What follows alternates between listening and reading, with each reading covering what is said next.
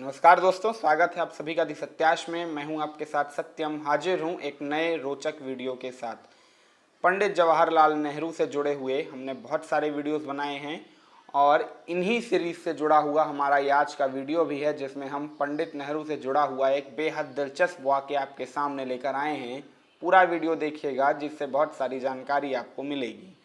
दरअसल 17 अगस्त को देश में बंटवारे की सीमा रेखा तय होती है और इसके बाद शुरू होता है देश में दंगों का खेल, विभाजन का खेल और विभाजन का वो पूरी त्रासदी जिसमें लाखों लोग मारे गए थे।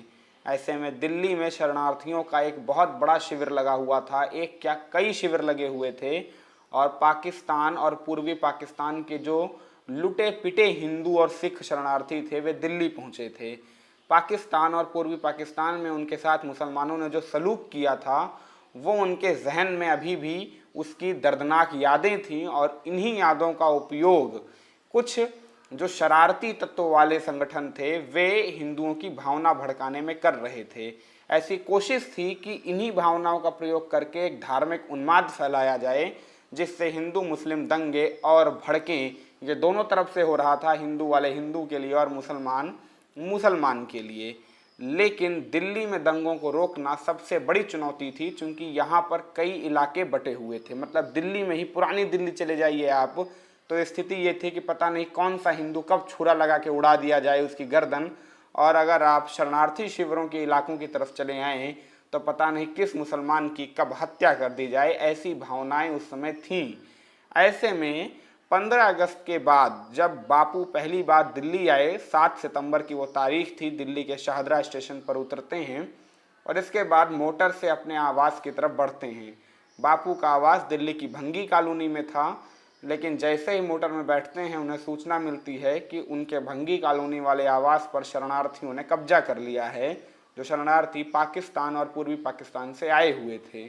इसके बाद बापू को बिरला भवन लेके जाया जाता है और वहीं पर बापू थोड़ी देर आराम करते हैं। कर ही रहे होते हैं कि उन्हें एक सूचना मिलती है कि किंग्सवे कैंप के टीबी हॉस्पिटल में हिंदू आक्रमणकारी, मतलब आक्रमणकारी कहिए या अतिवादी हिंदू, जो उसमें बेहद आक्रामक रुख अख्तियार किए हुए थे, उनके मन में मुसलमानों के लिए घृणा का भाव था और दंगे के उद्देश्य से वो उस कैंप में हमला करने वाले थे। चूँकि उस टीबी के अस्पताल में मुसलमानों की संख्या बहुत ज़्यादा थी, मुस्लिम मरीजों की संख्या बहुत ज़्यादा थी। ऐसे में उस अस्पताल पर हमला करके उन सभी मुस्लिम मरीजों को नुकसान पहुंचाना ही इन दंगाइयों का उद्देश्य था।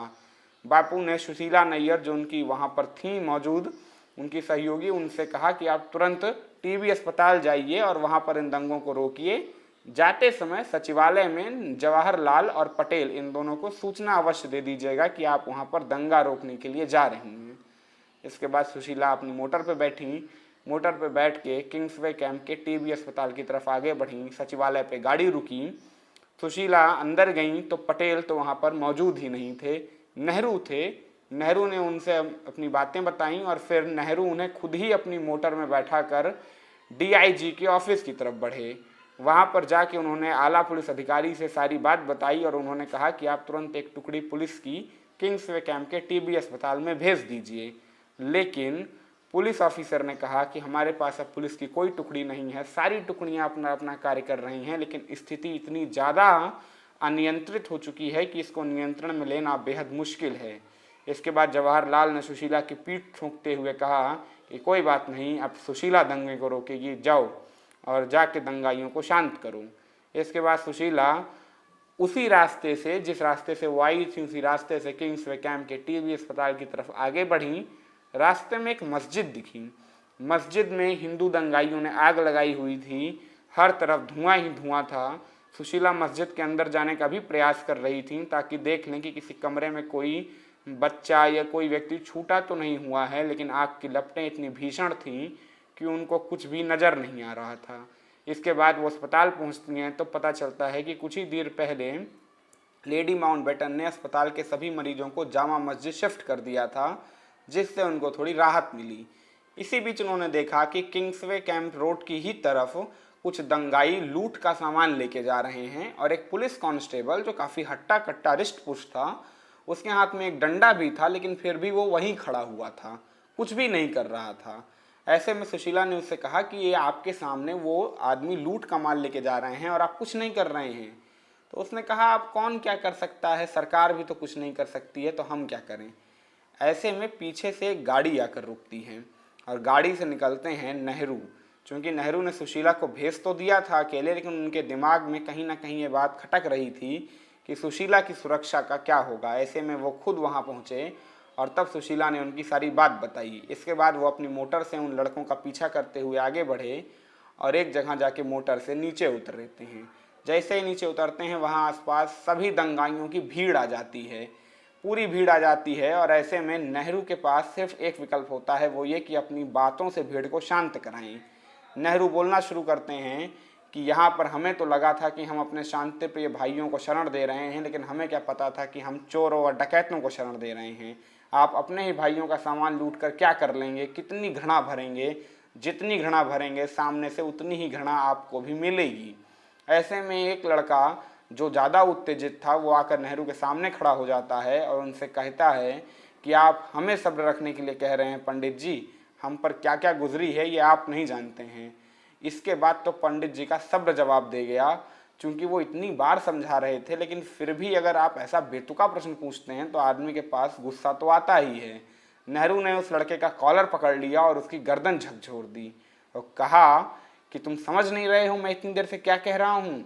यही तो समझाने का प्रयास कर रहा हूँ कि अगर स्थिति ऐसी अनियंत्रित होती है, दो राष्ट्रों के बीच अस्मिता की बात आ जाती है, तब युद्ध हो सकता है और तब आप सेना में शामिल होकर देश का प्रतिनिधित्व करिएगा, आपको कोई नहीं रोकेगा। लेकिन इस तरीके से सरकार की मुश्किलें तो ना बढ़ाएं कम से कम। हम आपको शरण दे रहे हैं, इसका अर्थ ये नहीं है कि हम अनुशासनहीनता स्वीकार करेंगे, किसी भी तरह की अनुशासनहीनता स्वीकार्य नहीं होगी। हम आपका दुख समझ रहे हैं, पूरी हमदर्दी के साथ आपके साथ खड़े हुए हैं, कंधे से कंधा मिलाकर। जहाँ तकलीफ होगी वहाँ मदद करने के लिए पूरा प्रयास होगा, लेकिन अनुशासनहीनता, चोरी डकैती जैसी हरकतें कतई बर्दाश्त नहीं होंगी।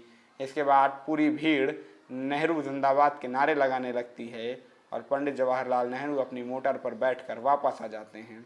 ये आप कहिए तो नेहरू का चमत्कार था या नेहरू की स्ट्रैटेजी थी, नेहरू का तरीका था, जिस तरीके से वो सामने वाले को अपनी बात से मनवा ही लेते थे, उसकी स्वीकार्यता ले ही लेते थे। उम्मीद करता हूँ वीडियो आपको पसंद आया होगा। ऐसे नए और इंटरेस्टिंग वीडियोस के लिए चैनल को सब्सक्राइब कर लीजिएगा, कमेंट सेक्शन में कमेंट जरूर दीजिएगा। तब